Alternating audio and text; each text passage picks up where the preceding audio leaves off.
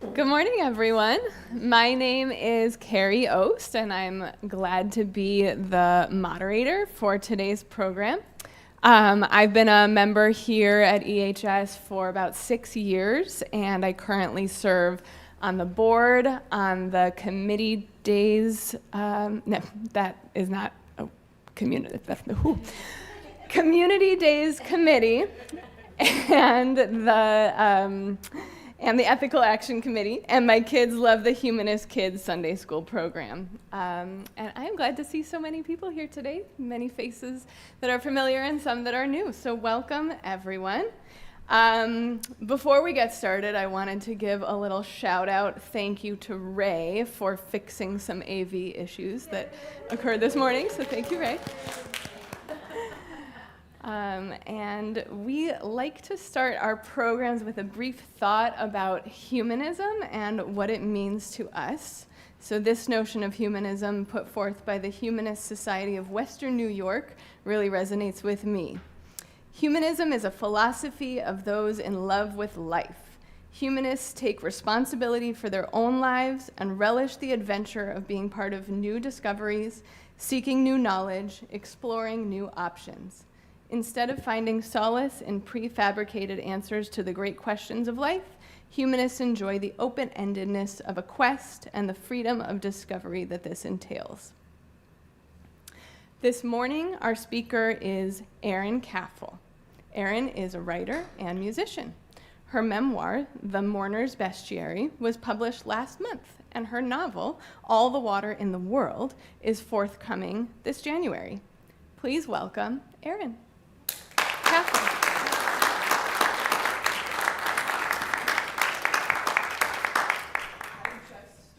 You stole my papers. That's okay, I just left them out there for anybody. Hello, good morning. It's such a lovely honor to be here in this room. I have had fellowship with you here before, about 5 years ago, through my friend who brought me here, and I think your community is really wonderful, and it's an honor to be with you. I'm going to start the program with a short film that was made about, I think it came out in 2018, that was made from some of my work by a collaborator of mine.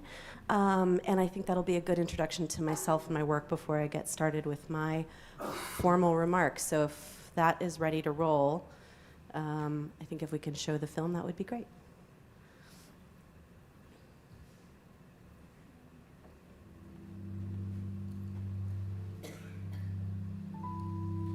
There are times when I feel the water all through the world, as if it's become me. Or maybe as if I've been given the gift of becoming ocean.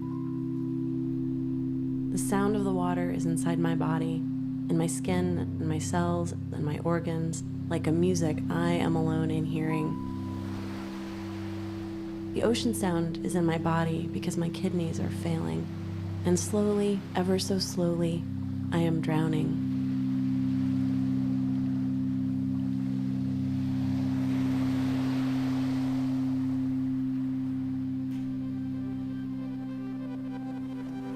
I've been drowning all my life, sort of.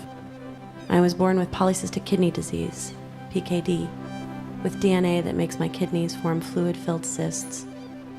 The cysts fill slowly over a lifetime, unseen in the deep black quiet of my body, until one day there is simply too much liquid, and the veins and arteries are cut off from each other, from my circulatory system, from my other organs, and the kidneys themselves shut down, letting fluid and poison back up into my blood. Or until some great and wonderful intervention comes my way. A transplant, pills, dialysis, robotic organs, magic.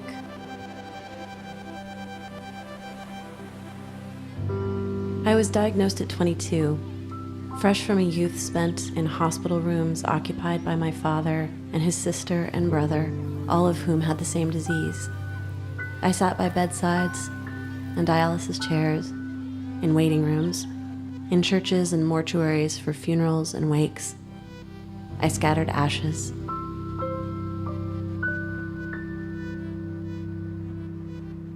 I was diagnosed by my father's nephrologist. Your PKD is advanced for your age, he told me flatly. You'll have about 5 years of health, Then your blood pressure will spike. You'll get fatigued easily. You'll never have a baby. You'll go through menopause. Your kidneys will fail. You'll be well, normal, until you're not. In his words, I saw the course of my father's illness, the course of my aunt's. I saw my uncle in his wheelchair after a stroke. I saw my parents' marriage, the alcohol they used to dull the fear. I saw the way that everyone looked at me, the last child of the line, the one who could get away, the one who surely didn't have the gene.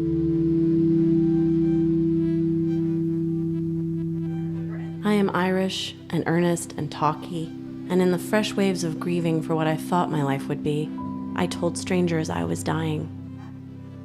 They looked at me, a vibrant girl of 23, rosy-cheeked with strangely large blue eyes, and they thought I was exaggerating, or overdramatic, or mistaken. And in their looks, I realized I would be alone in knowing that my body was changed, was changing, its waters rising invisibly, inevitably, toward flood.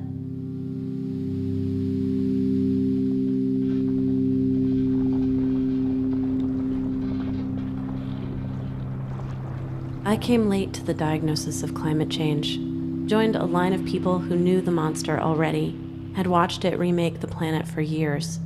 I slipped into the company of 1,000 Cassandras all over the globe, whose warnings only create more distance between themselves and the rest of the world.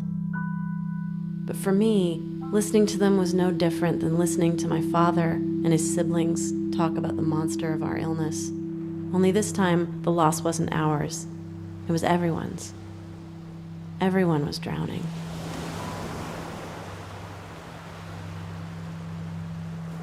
With my diagnosis, I entered the family of those who knew what would kill them.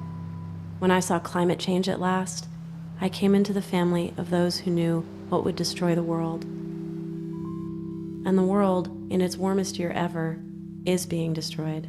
In a year where Paris and Louisiana and Haiti and Bangladesh and Texas flooded and California burned and Montana and Canada too, in a world where we have passed 400 parts per million of carbon in the atmosphere, and the ice caps are melting, and the seas are rising, and the coral is bleaching. We can, if we want, choose to see none of it. Our denial can stay intact.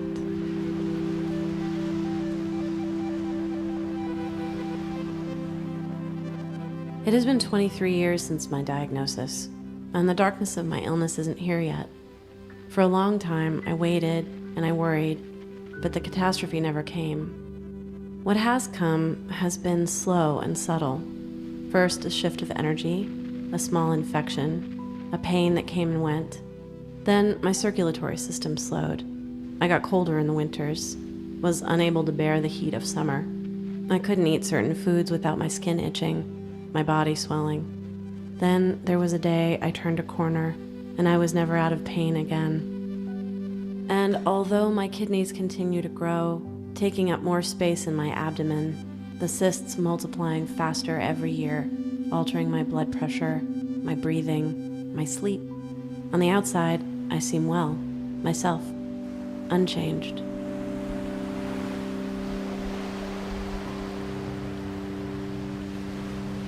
And now, in the days when our newly elected regime works to erase both illness and climate change from American discussion, to deny, reject, and defeat public discourse about both, I see that what is so deeply set in my cells has a mirror in the molecules of the air.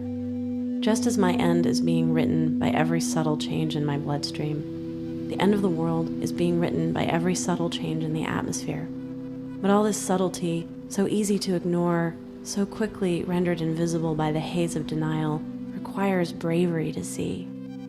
It requires openness to reality, science, experts, a willingness to feel vulnerable, to feel fear without shutting down. Those are not the easiest human qualities to muster, but in my experience, a terminal diagnosis is one that must be faced.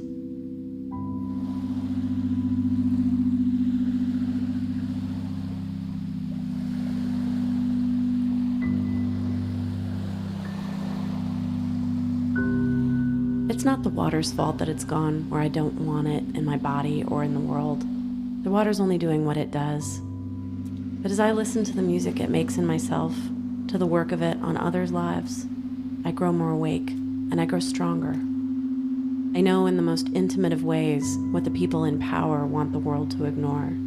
I don't take pleasure in it, but I'm less afraid, more connected, and better able to change in the face of reality.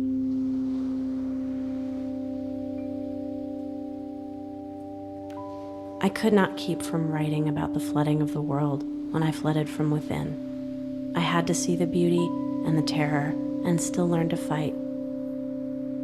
But anyone can take that power from the water. Anyone can see the climate crisis clearly, not only the dying. It is not necessary to drown to become ocean.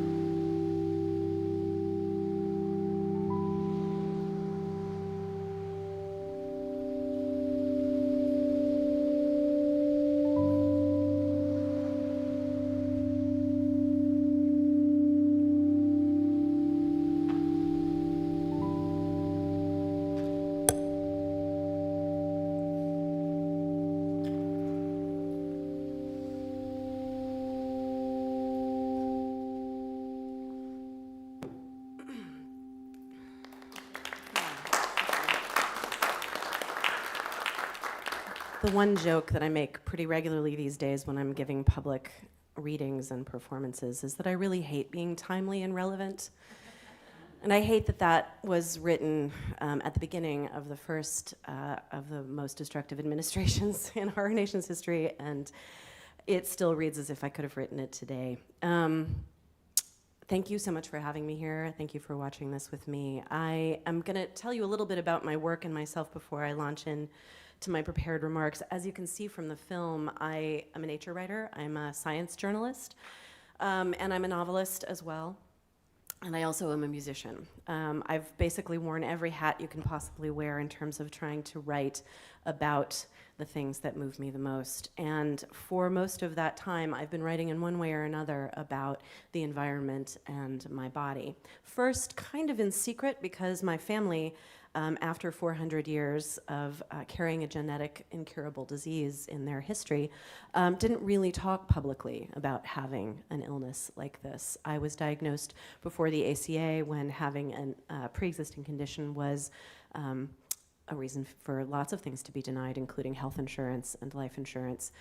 So as an artist, it took me a really long time to begin to talk about my disease and to write about it.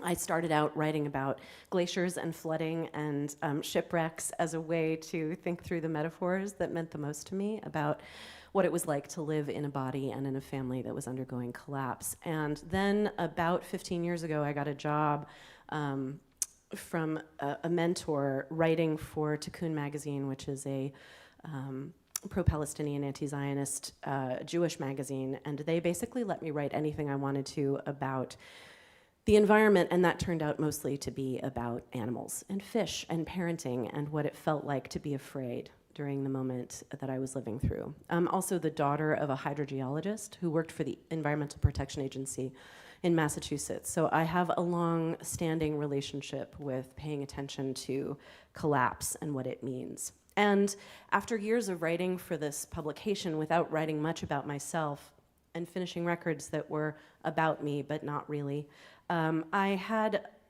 a moment shortly after the first election of 45 that it was going to be necessary for me to talk about my illness in a way publicly that I never had before, that it was part of my duty to the future to be able to talk about what I understood as a person with a generational disease about how to survive difficult times and loss and collapse. I began to understand how much of what I was coming to terms with in my illness, how much overlap there was between that and the crisis that was unfolding in the planet. I also happened to be very interested in going to a beautiful place in Maine, on the Gulf of Maine, a small island. And it was during this time that I realized and learned from scientists that the Gulf of Maine was the fastest warming marine ecosystem on the planet. So I wrote an essay just for myself that was the first time that I said any of the things that I just said on that film about the way in which my vulnerability as a human being with an illness was like the vulnerability of the planet. And I wasn't going to do anything with it, and I had dinner with a friend, my friend Scott, who made this film, and he said, "What are you working on?" And I told him, and he asked to read it, and then he said, "I think I need to make a movie of this," which he did. And it was in touring this movie around to film festivals that I started to finally understand that this was something that only I could say as someone who had faced down loss. Because I'm just like everyone else. I'm just as afraid as everyone else. I'm afraid of the vulnerability of my body, the people I love, and the planet. But I had some information. So I love seeing this movie. I love getting to watch it when I lecture. I love getting to re-experience the process of making it, but I also love it because it's a chance for me to visit with the dead. I can see my mother and my father in this movie. I can see my grandmother. I can also see a place that I grew up loving, the place that taught me how to love the environment, which was the Long Island Sound, which is an estuary off the coast of Connecticut, between Connecticut and Long Island, which is the sea where I learned to swim. And it was a place that, like my body, if you looked at it, you wouldn't necessarily know that it was under threat. That estuary had been undergoing pollution from factory farms, from factories themselves, from sewage runoff, from the pollution of being right next door to New York City for a very long time. And when you watch this film, you can see little clues, like, for example, I'm playing with a troll doll in a puddle made by a radial tire that had washed on shore. Not exactly what nature intended for that landscape. But it was a place where I learned to feel most at home and where I learned to think about the animals that I was obsessed with, the plankton, the seals, the whales, the clams. And every time I watch this film, I don't just see the beauty of that place, I see a place that's struggling under collapse. It's hard to see, of course. We don't usually look at the ocean and perceive what's happening under the surface, the chemical balance of it, the breakdown, the collapses, but I can tell how bad things are because of this footage. And I can also remember that the Clean Air and Water Act had only been passed about 2 years before some of the footage in this movie. My lifespan is basically the same lifespan as the EPA, and I find an enormous amount of comfort in that. When I was 16, and it was 1987, this waterway that I grew up loving actually almost died. It had a mass hypoxic event where the runoff that had gone into the water started to create an overbloom of algae and plankton, and all of that starved the entire ecosystem of oxygen, meaning that no sea life could actually breathe the oxygen that would be normally dissolved in the seawater. Almost 90% of the life in the estuary was extirpated. And so I've also been witness to the destruction of the beautiful landscape where I used to play. And also on the shore of that ocean was my family that was going through its greatest crisis around the same time. The illness that would take my father's life one day, that would take his siblings, and that would eventually come for me. And watching that film, I see all of that. But I also see something that makes it possible to go on, and it's the beginning of hope. So let me explain. And this is not about this landscape or even from my book, but it's an important story to me. In 2018, I got married for the second time. It was a source of great hope for me, an antidote to a difficult divorce, a relationship with someone I truly respected and admired, a union organizer and a poet. And we got married just after finding out that my mother had stage 4 colon cancer. Something that I think may be connected to the fact that she spent her entire career walking through polluted rivers trying to clean them up. But she insisted that we go ahead and get married, take our honeymoon anyway, and so we took the little bit of savings we had and we went to Buenos Aires, a place that neither of us had ever been, and it was a place I could vacation comfortably because it was winter there and my body doesn't like heat. And being who I am, I insist that every time I travel, I make my husband go on a walk with a naturalist. We have done it many places. We have walked to the top of a volcano in Italy just to see peregrine falcons. And so I booked us a day trip to do some bird watching in Costanera Sur. Now, 𝘛𝘩𝘦 𝘔𝘰𝘶 is an enormous park on the edge of Buenos Aires. It's composed of more than 800 acres, so it's basically like taking all of Central Park and shoving it up against the riverbank of the Rio de la Plata in Buenos Aires. It has more than 300 species of birds that are part of that ecosystem, and it's the first ecological reserve in Buenos Aires. It was dedicated in 1986 on Earth Day. And as we followed our guide, Diego, through the park, my bird list started to fill up. I'm not a very good birder. I'm not disciplined, but I started to see masked gnatcatchers, white-crested tyrannulates, hooded siskins, chimango caracaras, great grebes, golden-billed saltators, rufous-collared sparrows, Brazilian teals, and narrow-billed wood creepers. I looked at the top of a bare tree, and I saw my first South American falcon. The northern crested caracara, once called Audubon's caracara, is a black and white bird with a pile of head feathers resembling a pompadour that slipped down over its eyes. And according to the Cornell Ornithology Lab's bird's description, it looks like a hawk, but it behaves like a vulture. At last, we rounded a turn. We came to a small, shallow beach, and we had our first view of the Rio de la Plata. Now, the preserve where we were was an accident. It was a bunch of leftover land on the banks of the river, once a very grand esplanade where people used to promenade during the high days of Argentine beef export. But during the bad years of the fascist government, the city was transformed by the dictator's wish to build a soccer stadium for the World Cup, and whole neighborhoods were razed, including the infamous torture center at the center of the city, where anyone who didn't agree with the brutal dictator was taken. They scooped out the cancer of that place and threw it and all the other construction debris onto the shore of the river, and then they left it. And they kept saying they were going to develop it for a sports stadium or for luxury condos, but nothing like that happened. And over time, the silt that came down the Rio de la Plata from inland began to fill in the gaps around all of the masonry. And then the seeds showed up, and then the trees, and the plants and the grasses, the birds, and finally the human beings. It's become so much of a favorite place for the citizens of Buenos Aires that the government couldn't do anything but declare it a park. There were too many people jogging there were too many people walking there were too many school children coming to see the birds. And so now it's a permanent part of the city, one that no one would ever give up, where people spend their days promenading over the ruins of the fascism and torture that they went through collectively. And the river runs past it all, right? This silvery, beautiful river, extremely wide, down from the interior. And during the Argentine junta, that river became the site of political assassinations. The vuelos de la muerte, or the death flights, took place in Argentina during the Dirty War. And though the long war resulted in more than 14,000 disappearances, most of those ending in extrajudicial killings, the years 1977 and 1978 had the greatest number of documented death flights.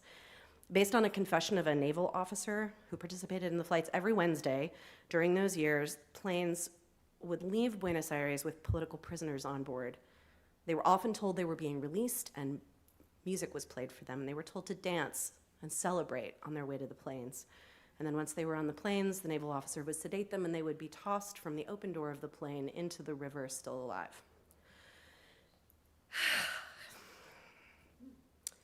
It's estimated that between 1,500 and 4,000 people died that way in the Rio de la Plata, right where we were standing. Brown-hooded gulls, Diego said to me, and pointed to the de la Plata. And when he said that, I remembered a poem that my husband had read to me before we went on our honeymoon by this beautiful poet, modernist, feminist poet of the 20th century, Argentine woman named Alfonsina Storni, who was responding to the incredible power of patriarchy and oppression in her own time. She was a fascinating person. She was a single mother. She fought breast cancer, and she wrote these beautiful poems about female rage and what it took to hold on to your sense of self during the worst possible times. And her poem, which I will now read to you, is called You Want Me White. This is a section of it. Flee toward the forest. Go to the mountains. Clean your mouth. Live in a hut. Touch with your hands the damp earth. Feed yourself with bitter roots. Drink from the rocks, sleep on the frost, clean your clothes with saltpeter and water. Talk with the birds, and set sail at dawn, and when your flesh has returned to you, and when you have put into it the soul that through the bedrooms became entangled, then, good man, ask that I be white. She was an incredibly important poet in her time, pushing back against notions of female purity, and notions of the way in which control by the state harms everyone. Pioneering feminist. And she died not far from the Costanera Sur, where I was standing. She walked into the ocean, an ocean that connected me not only to the river that I stood by, but also to the ocean at home that I loved and that I wrote about. I'd like to know what she would say about how to find hope in difficult times such as these, if we could talk to her. But maybe we should go to the forests and talk to the birds and drink from the rocks before we know what to do with our feelings about loss, our relationship to the environment, the planet, consumption, future, or hope. Standing at the De La Plata in the face of a layered story and the view of that marginal sea, I thought about Storney's words, and they had become a seed. How did you start doing this? I asked Diego, leading birdwatching tours. I was 14 when I became a naturalist, Diego said. I have done this ever since. Now I have more time and my children are grown, and I lead tours with a company when they have them, taking people to see this place. I was always outside when I was young, and one day I found a book, Far Away and Long Ago, by William Henry Hudson, I said, the British naturalist. I just bought his book on the Pampas in a used bookstore in San Telmo this week. I haven't read him yet. Diego nodded. You should read Far Away. I think it is better. And he was talking about all the animals, and they were the same ones as those in my yard. And I learned he was living in my same area, the same place, which was wild when he lived there, but is now part of Buenos Aires. And that changed your life? Diego nodded. And then I watched the birds, and then I studied biology. He shrugged and made a gesture at the binoculars, the trees around us, the sky, as if all of it had come to him from that one book. That was the change, he said. Hudson had written an autobiography, and Diego had read it, and one person saw Argentina's natural world and loved it fiercely, and learned it, and did his best to recount what he remembered, and left a record for other people to follow. That book began Diego's path, and allowed him to stay in love with the world and to love the new shape of the city, with the new places for birds and animals, and the humans who came to look at them. And we wandered on the edge of the lagoon in the trees, spotting golden-billed saltators and green and topaz hummingbirds, a roadside hawk, and we talked about Rachel Carson and Annie Dillard, which Diego had read in translation, about science education, and E.O. Wilson and the biography of Alexander von Humboldt that I adored. And I remembered being at a union meeting with my husband the year before, and the workers handed out seed packets as a gift for our family. And the words of the union member explaining why he'd given them to us, they tried to bury us, but they didn't know that we were seeds. Now, this phrase came to prominence when it was used by the protest movement for the Mexican students who were disappeared by their government in 2014. I'm going to butcher this, the Ayotzinapa 43. It was then used again by the protests against family separation at our border. But the language was first used by the Greek poet Dinos Christianopoulos in 1978, during a period when his sexuality was used as a justification for his ostracization from the Greek intellectual and artistic life. What didn't you do to bury me, but you forgot that I was a seed, were his exact words. Steps from the exit, Diego called to us, and we huddled next to him under tall bushes and looked into the tall grasses, standing at a marsh on the left side of the trail where he pointed to a huge bird walking through the wetland. It had orange legs and a bright orange mask surrounding its eye and 2 brushstrokes of black coloring the pure white of its feathers, a red-dipped bill, and a haunting yellow eye. And it was so large and shocking that I caught my breath. Huge and non-migratory, these birds spend their lives moving through the wetlands, eating toads and rodents and snakes.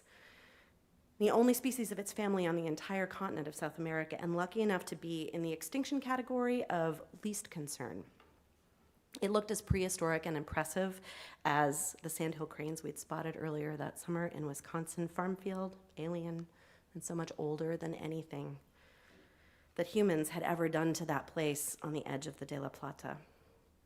Maguri stork, Diego said, the symbol of this ecological reserve. Not quite 2 months after our walk through the Costanera Sur, my mother was in hospice, actively dying from her cancer, and her meditation teacher came to sit by her bedside. He was a Tibetan monk, and she had studied with him for years. He held her hands and touched her forehead with his and reminded her that this transition was just a new phase. You'll have a new body, a brand new body, he said. And then he told her that in the next life, all the things she'd done and learned and studied in this one would be in the new body like seeds. I had the seed for Buddhism, he joked, but not the seed for English. In your next life, you will hear Buddhism, geology, environment, water, and then the seed, it will wake up. Your conscious mind will begin to remember, and you'll go faster toward what you want to know with the things you already learned in the seed growing. And I'm not a good Buddhist like my mother was. But after that walk in the Costanera Sur, I know that places like it remind me that we can't tell how a story will play out when it first begins. I agree with Thomas Merton, the monk who wrote The Seven-Story Mountain. Do not depend on the hope of results. I didn't know the fate of that place. When sea levels rise or the city changes, and hope doesn't lie in knowing the end. Hope lies in a 14-year-old boy finding a book by a long-dead naturalist that changed his life. Hope lies in a place witness to horror, neglected, and yet capable of taking that destruction and creating something unexpected and alive. Hope lies in the seeds waking up. So now I'll go back to that ocean from my childhood and from the film. It was far away, but still connected to the ocean that was joined by the De La Plata and Costanera Sur. It was still the Atlantic, connected to the Atlantic, and it flowed into Long Island Sound. And even though the story I was thinking of when I was birdwatching in South America was a different collapse where a country falls into madness, the recovery from that political disaster and the ecological one where the Sound almost died, those are not so different. They require that same stubborn hope, that same refusal to fall, that same will to survive. The Long Island Sound had to wait for people to decide to protect it. It was decades of boring repair and research, conservation, legislation, attention, but it's coming back. And in 2020, sand lances, this tiny little silverfish that likes to hide in the sand, came back. And they hadn't been there since before I was born, and the humpback whales love them, and they came back to eat them. And they hadn't been back to that estuary since my mother was a child. Surviving is what matters. Surviving until the slow fight for justice turns the corner towards the victory for those under attack. You see, the thing about finding hope in this moment is that it's not an easy thing or a quick one. It's me, a small child on the edge of a polluted sea who's in love with it anyway. I was taught to find joy and to find connection and to look up from the tide pools to see the stars, to see the damage and also see the animals, to know the sick and also to be grateful that they were alive. We live in a dangerous time. They will try to bury us, the vulnerable, the sick, the queer, the foreigner, the different, the plankton, the stork, the humpback whale. But we must remember that we already have the muscles we need to hold on. We have the ability to see the wonder and to see the terror. We have the ability to see the damage and the possibility of repair. We have the ability to see the fear and also the hope. And we must use those abilities every day, work them like the muscles they are, so that when we see the worst things in the world, we don't look away and we get back to the fight. We are connected to all the more than human kin that cannot fight for themselves. We are connected to all our human kin that cannot fight for themselves. And we have a duty, and we are the seeds. So I'm going to leave you with a little section from my book, which came out 2 weeks before the election. So again, I hate being timely, and also it's probably timely. The next book that I've written is a novel that basically treats the same set of thoughts about how do we save things when the worst happens to us, and that will be coming out 2 weeks before the inauguration. So I'm nailing it, clearly. I'm going to read to you the last couple of pages of this because the book is a journey. The book is the journey through my own childhood as a person watching the disease take its toll on my family, and then through my motherhood. But I like to leave people where I landed, because I think that it's important to know that when we write about the worst things in the world, we also deserve to retain our hope at the end. And that's where I like to leave listeners and to leave readers. It may be that we have entered a period where mourning is permanent for all of us, but mourning is not the same as grieving. They are distinct. Grief is the raw element of loss. It is singular, private, individual, and internal. Mourning is the external experience of loss, the public face, the collective, the unfinished story we make together. Survivors, whether of genetic illness or settler colonialism or class warfare or systemic racism or ecosystemic collapse, are not going to stop feeling loss ever. We are all permanent mourners. I have settled into this truth, and I have found it to be the doorway to joy. Permanent mourning allows us to change and change and change again, evolving a way out to the future. Mourning as I am, I feel tumbling out of my mouth faster than I can say them the names of all the animals and the places I love. They are 100,000 names of the dead on the cover of a newspaper, etched on a marble war monument, a black crepe over the former site of a glacier. We are witnesses in the dark, doulas for the birth of a world without the dead. Legacy comes with new life in structures you cannot see unless you peel back layers. The overgrowth of algae was a threat to fisheries, to bivalves, to carbon, to swimmers, to copepods in one generation and the next. The overgrowth of cysts was a threat to the pharmacist, his child, my father, written in epigenetics and memory, and sitting on me like a hungry ghost, a mystery, a fear. On the other side, there is new life. I have seen the births that follow loss. The cost of collapse is hard, the mourning never leaves, but the chance at opening, transcendence, power, change are all there in the whirlpool of loss if we choose to see them. We belong to one another. We live in a world where nothing is ever separate, nothing is ever over. We swim through the lessons of our bodies in interconnections and vulnerabilities we cannot avoid for as long as there is life. And in that beauty is a central truth. There is always transformation, and there is always grief. Nothing ever leaves us, and no one is alone. Most of us don't know how to mourn that way. But as the world warms and changes, as collapses arrive and are healed, we'll have to make a practice of mourning that changes us too, one that makes mourning something powerful. When I was diagnosed, I thought I understood the whirling life I was born into, body surfing when the wave takes you, turns you, skins your knees on the sand, and delivers you upside down, mouth full of brine, grasping towards remedies withheld without reason. It took years to understand that the remedies were always there, waiting with a gentle confidence that they belonged to me already, as long as I was willing to fight to save my own life, my precious life. It takes the same fight to save the sound, the Gulf, the sand lances and the eels and the krill and the whales. In the sound, whales almost entirely left the ecosystem in the 1960s and are only now returning to the western and central sound after decades of legislation and thousands of volunteer and scientific conservation hours. I had to build on what I knew in the Badlands of South Dakota, what I knew the first time I took my child to Monthegan, what I knew the day my father had me stand on a cliff and look out straight at the sea, what I knew when I chose to have my child. My life is worth saving. Learning to live with generational loss is a miracle like any other that can be strengthened. We can use this muscle to spiral in and out of mourning, visit with the dead and grieve them, visit with the dead and welcome them at the table, to a river of creatures, through the house, to the wedding, to the creek that you can see while you say your vows, to the trilobite fossil around your neck. To reckon with the whirlpool, you must learn that your life is powerful, no matter how many vulnerabilities it entails. To learn to swim in a world as it is, you must learn how to lay the dead to rest and still need them as much as the living. To learn to mourn joyfully, you must learn to hold wonder and terror braided in your hand and not look away. To learn to live as a survivor, you must learn that you are not a failure because you are alive, and they are not.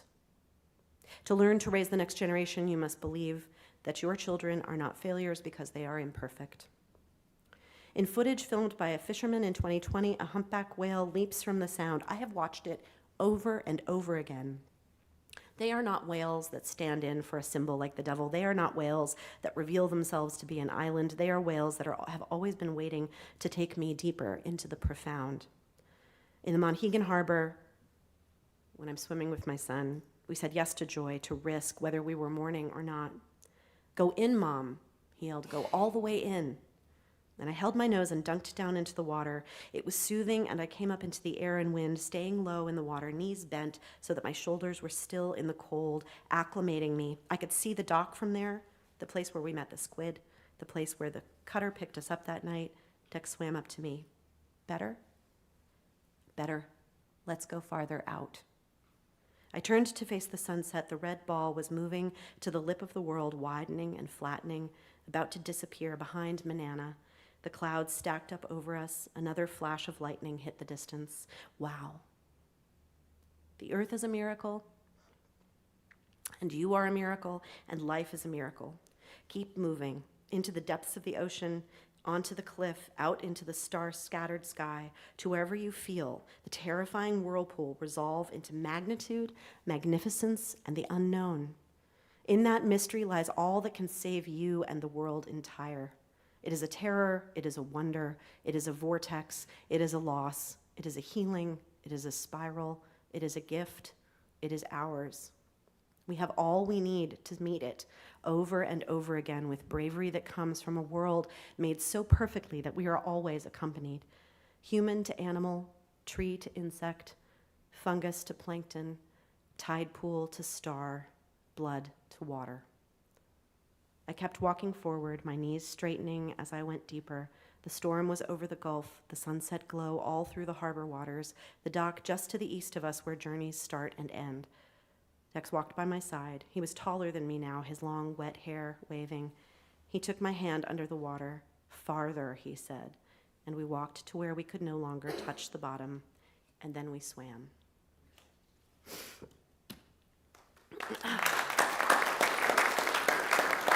Thank you.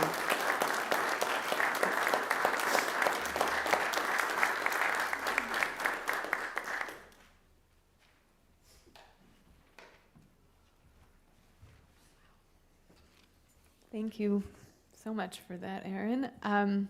We will have an audience Q&A in just a few minutes, so you can start thinking about your questions now. And we'll have a musical interlude now, and during that we invite you to donate to the Ethical Humanist Society. It is through our generosity that we show how meaningful these Sunday morning programs are. A donation of $5 or any amount that you are comfortable with is greatly appreciated. Contributions can be made at our website. The link is posted in the YouTube chat, and the in-person audience can scan the posted QR code back there. And there's also a basket for the in-person audience. Thank you to everyone who sustains the society with your donations of time and money.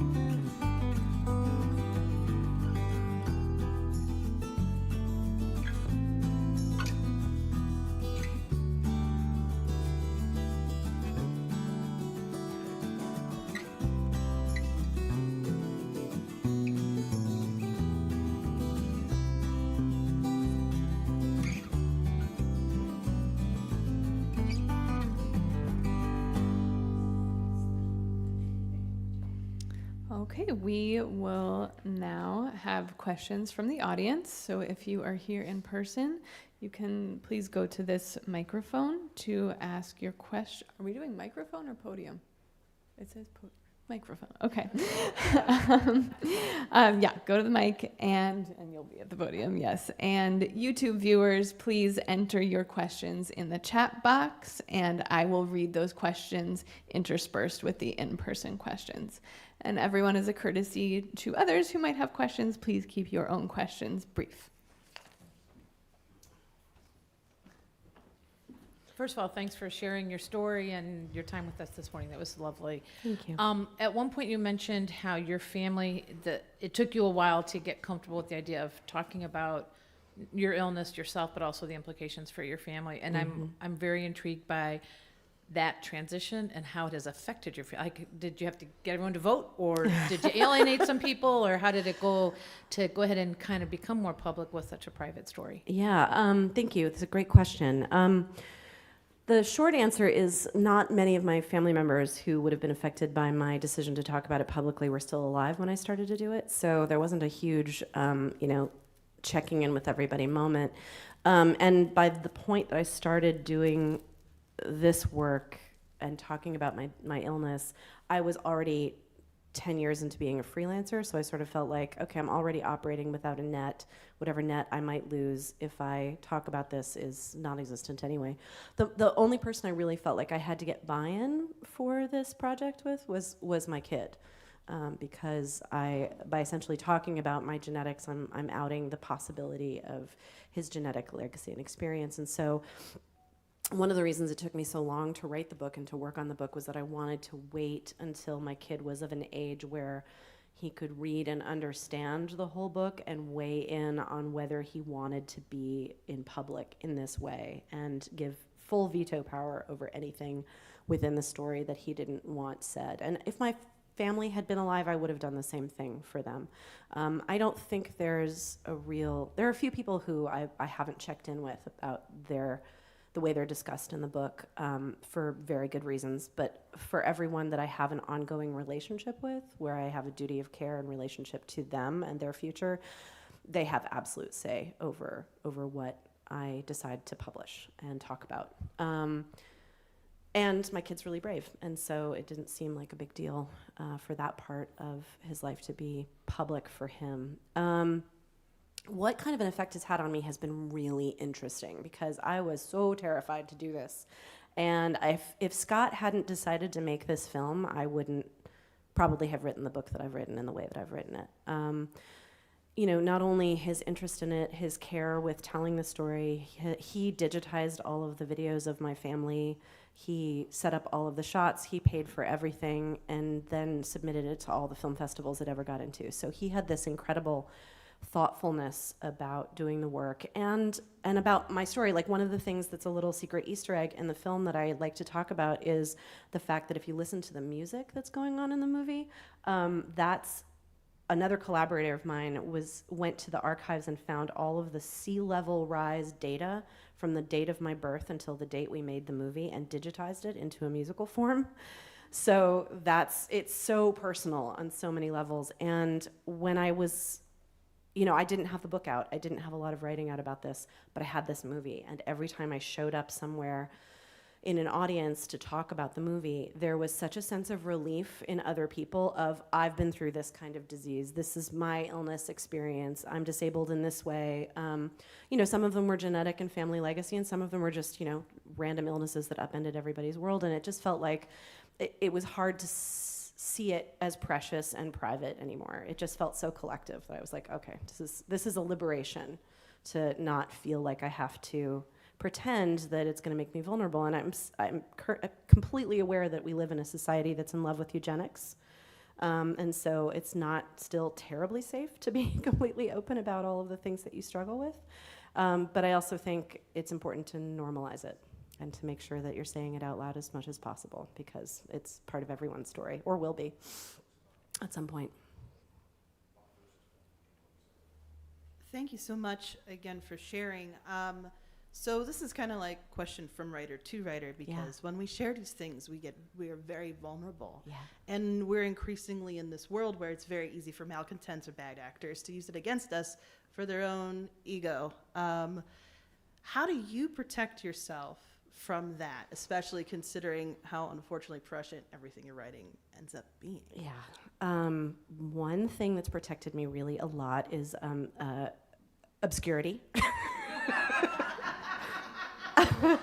No one has cared a whole lot so far, except in some very rarefied rooms where I'm already very safe. So that's one thing. The second thing is I've done some practical stuff to try and protect myself, including signing up for a program that scrubs my data from the internet so I can't be doxxed as easily, just because I've watched other activist friends and writers do it as well. But I was really lucky that while I was first forming this book, I was at a residency, and writer to writer, get yourself to as many residencies as possible, because they are so great in terms of building your community and finding people that you can model your work after. And I was in a residency of all science journalists. Almost everybody was talking about eco-collapse or settler colonialism in some way, and we were in Banff, and first of all, they were really fun, and they were all very public about their positions, and they didn't seem to be living in fear. And I was like, okay, this is doable. And then I also got to meet Naomi Klein, and just watching the way in which she's willing to speak truth to power at all times and still has, her life and her family and stays protected. Yeah, I know she's Canadian. It's a little easier, but she does teach here sometimes and had a life here at the time that I was working with her. And I was like, if you're willing to do it, if you're willing to be public, then there's going to be other people who are going to teach you how to move through the world with more care. And, I haven't had any bad incidents.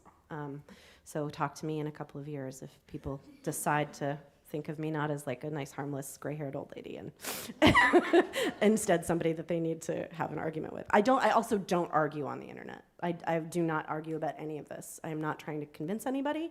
I am not engaged in any conversation about science with anybody that has decided to ignore it or pretend that things are not the way that they are. And I've never approached my writing as a job of convincing people that these things are real, because that's ridiculous, and not the conversation that anybody needs to be having anymore. So, but thank you for the question. I do worry about it. I did sign up for Delete Me. Hi. So I also come from a family with a legacy of genetic disease. And in my family, we approach it with it's so mundane, it's so boring, it's so routine. And you bring a sense of wonder and discovery and amazement to what's gone on through generations of your family. How do you keep that sense of wonder and fascination when exploring these topics? When it's really boring and dialysis or taking your pills or whatever is actually really dull and drudgery. The way that I've done it has been to get just as curious about my illness and the genetic history and the psychological history of my disease as I would be about a species I was fascinated with that I wanted to write about. So especially for this book, I did a ton of research into the history of my particular disease, polycystic kidney disease. And because I'm a musician and a lot of my writing muscles are based around finding rhymes, not just linguistic rhymes, but also sort of metaphorical rhymes and rhythm rhymes. Every time that there was something that did that rhymed or mirrored within the text between some study I was reading about the psychological impact of the disease on families in the 1970s, and then something about the way that the ecosystem worked, and then something about the way the chemistry of a diseased kidney worked, and they started to talk to each other. That's when I got really excited, because that's when it felt like it was beyond that mundane thing of I have to take my pills every morning. I have to, I take a medicine that makes me have to pee every 5 minutes.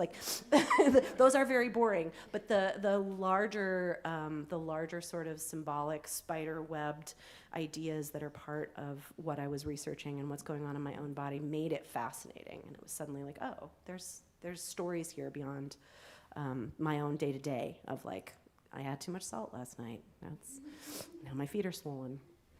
Yeah, that's a good question. Well, thank you. Hello. Hi, Eiren. Thank you so much for sharing all your experiences and observations.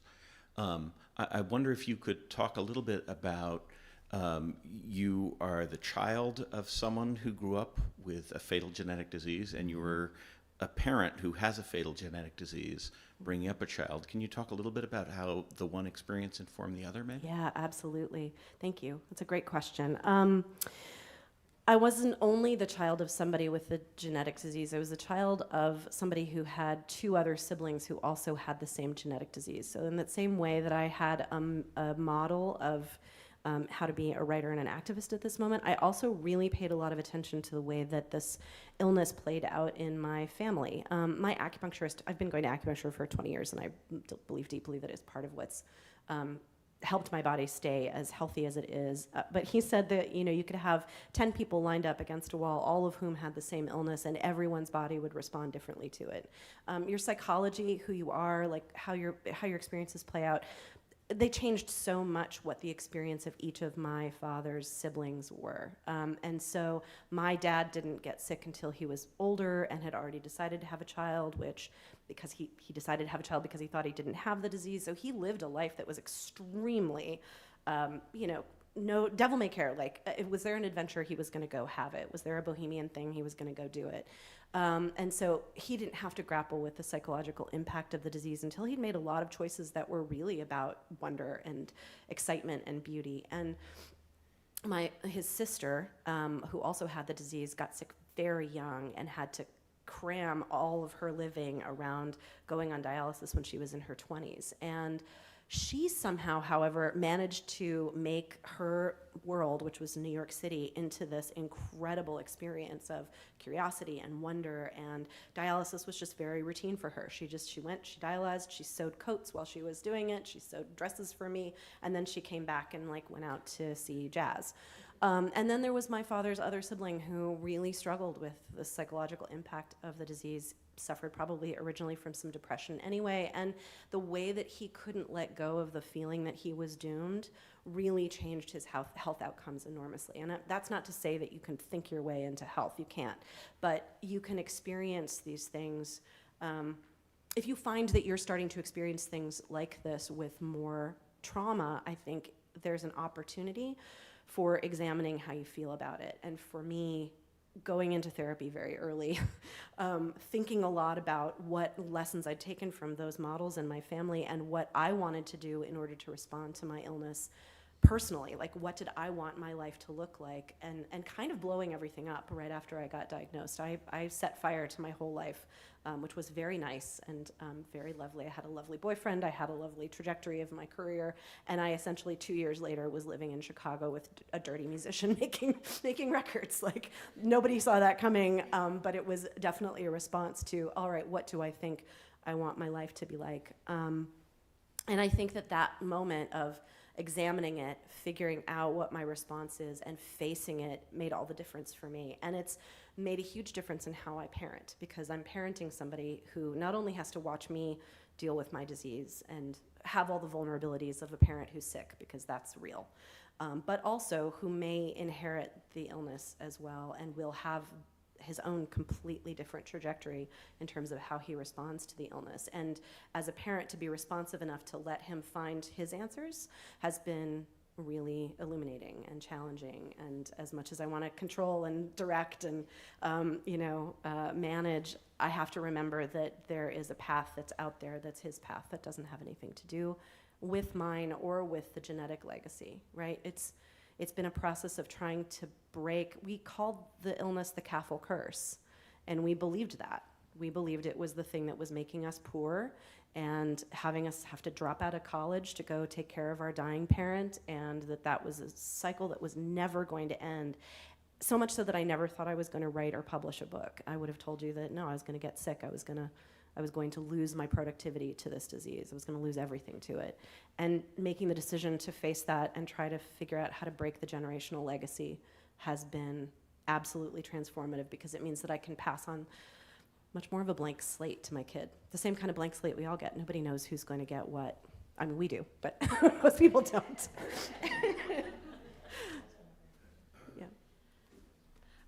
This might be weird. Well, it probably is. I can take it.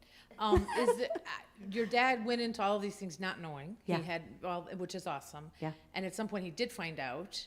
And I'm just curious if he felt, I don't know if you won't know how he felt, but Yeah. how it struck him he did have a kid and he had learned this thing.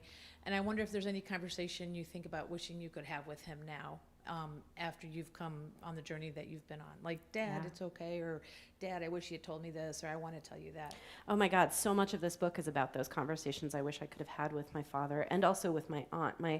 My aunt and my uncle, so my dad's siblings who had the disease, one died when I was 14, one died when I was 16. There was one sibling remaining who contracted HIV and died when I was in my 20s. My dad died when I was 29. So there are all of these adult conversations, especially post becoming a parent, that I really wish I could go back and have with them. And I try to imagine what that would have been like, what questions I would have asked them, and whether they would have been able to answer me. I think they wouldn't have had very good answers.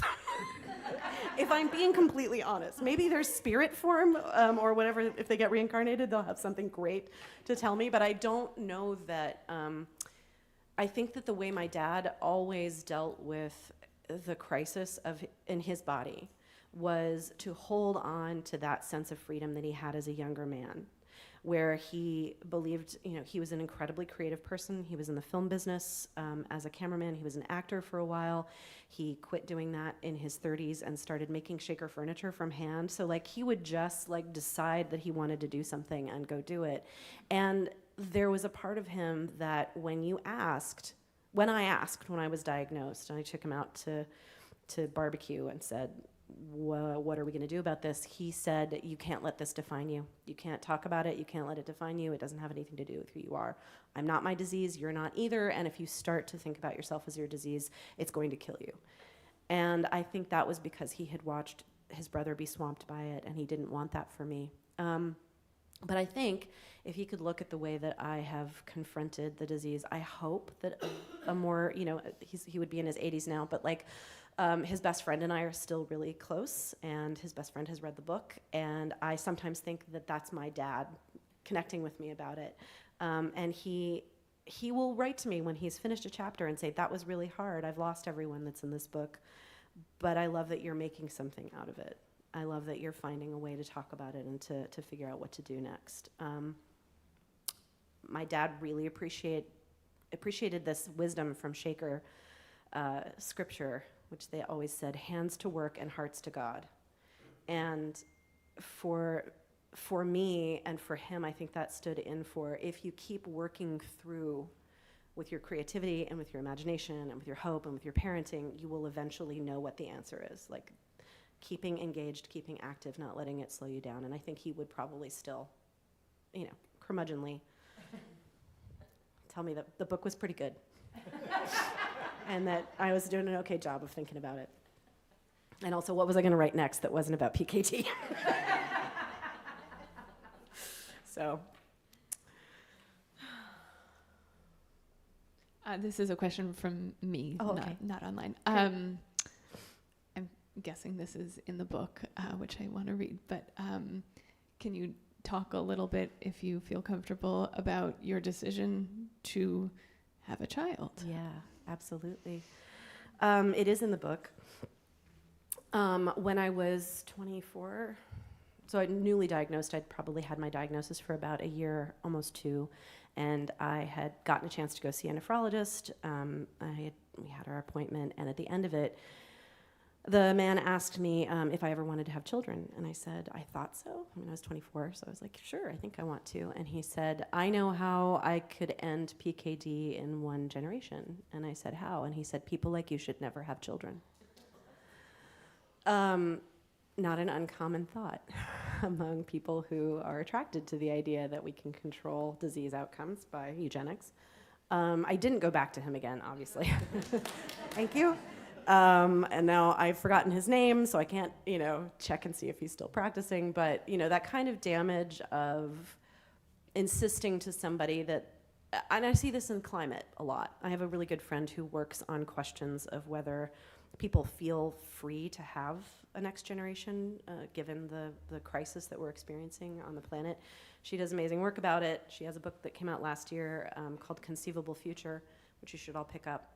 And the way that she talks about it, and other activists that are involved in issues of reproductive justice around the climate, you know, the question is the problem, right? It's not the answer that I would come to.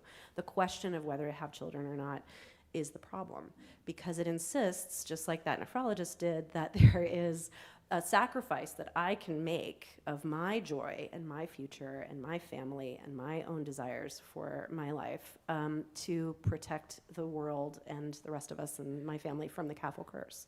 That there is some sacrifice that I have to make individually, rather than it being a systemic shift that's required. So I don't drive my car versus we actually tax so that there's no fossil fuel industry, right? Or no profitability in fossil fuels. Those kinds of conversations are the same as I don't have children versus we have universal health care to protect people like me. Those are the kinds of questions we're being asked. And every time that someone in a position of power, whether it's a doctor or a legislator, tells me that my sacrifice is the thing that I need to do in order to protect everybody else in the world, I kind of know that I've got to call bullshit on that. And it took me a long time to get there. But it really took me, you know, watching my dad die and sitting by his bedside and having this conversation with him where he felt like he had failed because so much of his own productivity had been interrupted by his disease, and going home to his best friend's house and hanging out with his best friend's wife, and her asking me if I thought I wanted to have children. And this is years after the nephrologist conversation. And his voice was still in my head, and I was like, I don't know. And she said, do you think your father's life has been a mistake? Do you think yours has? And it was like breaking a curse that some fairy godmother had put over me, right? Like, no, of course I don't. I don't think my life is less than because I know coming into it that I have a genetic predisposition to something that could make my life really difficult. There should be a safety net for me. That's all I really want. And I think that's what most of us do, whether it's around our own health outcomes or whether it's around protecting the planet so that we can still live in our houses and not have, you know, them washed away by hurricanes. Like, we would like a safety net. And that's not a big thing to ask. It is a big thing to ask somebody not to have children because they can fix it for you by their choice. So, yeah. Okay.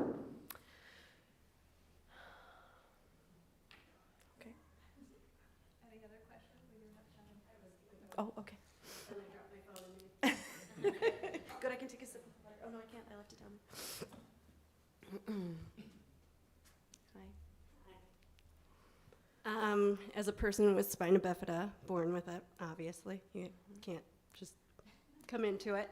I really appreciate everything you're saying. It's kind of two-part. I don't even know what I want to ask. I know my husband was furious when my cousin said to me when our daughter, who's 7.5, was a baby, "Oh, I'm so glad she doesn't have it. I didn't know if your kids would."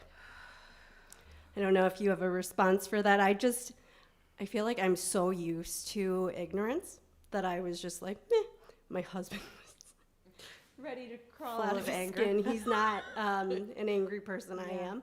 Yeah. Generally the one to be fierce, and he was just like, how did you not jump over the table? Yeah.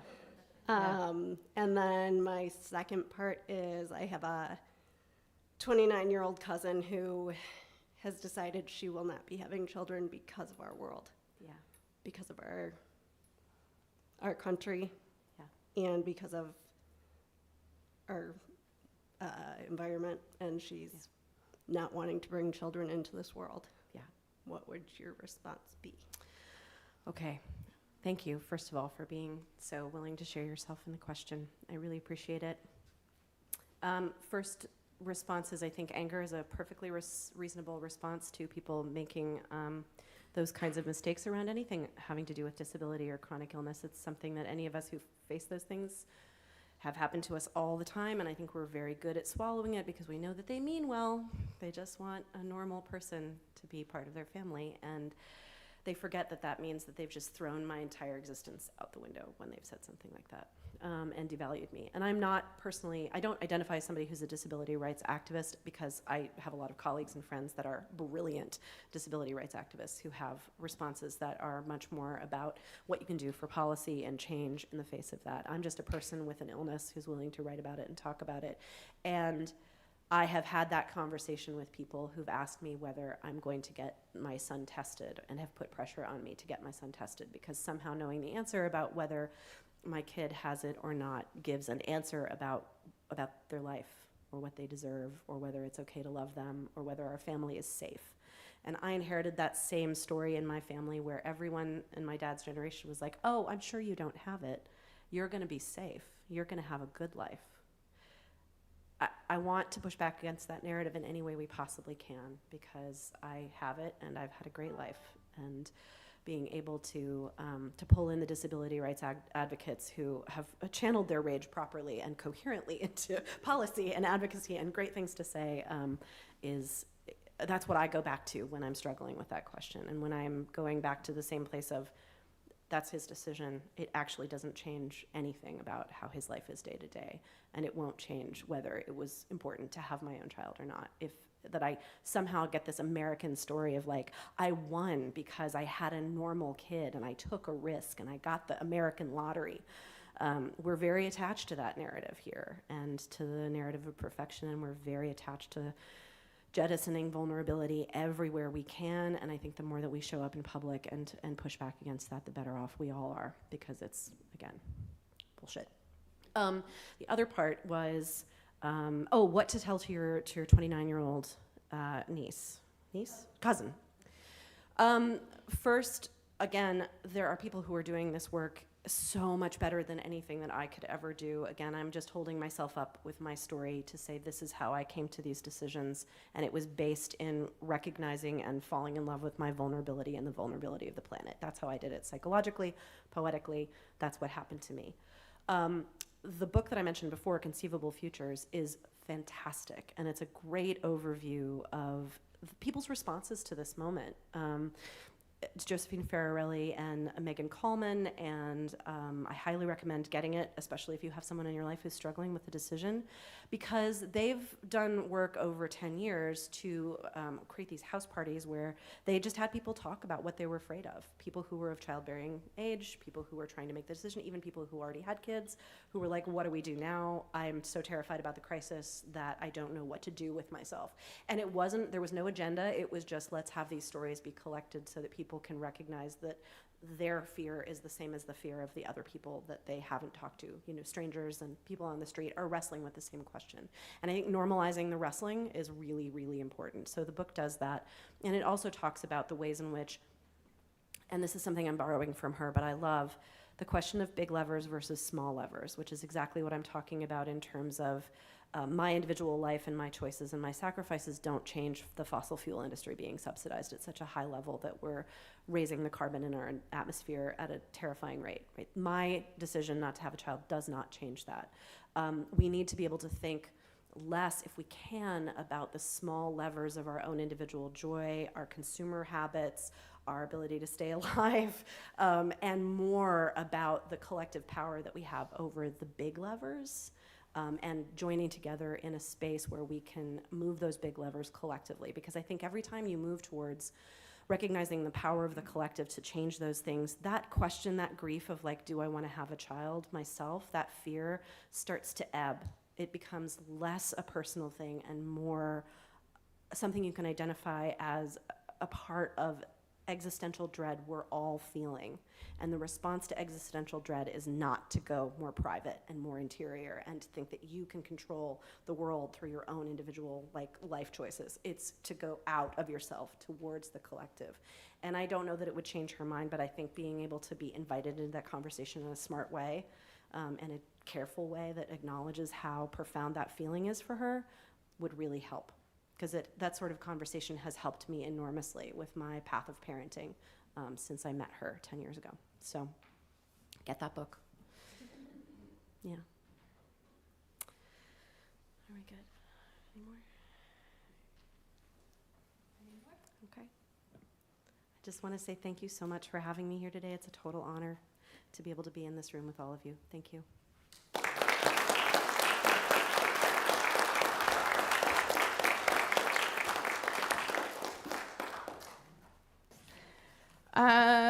Great.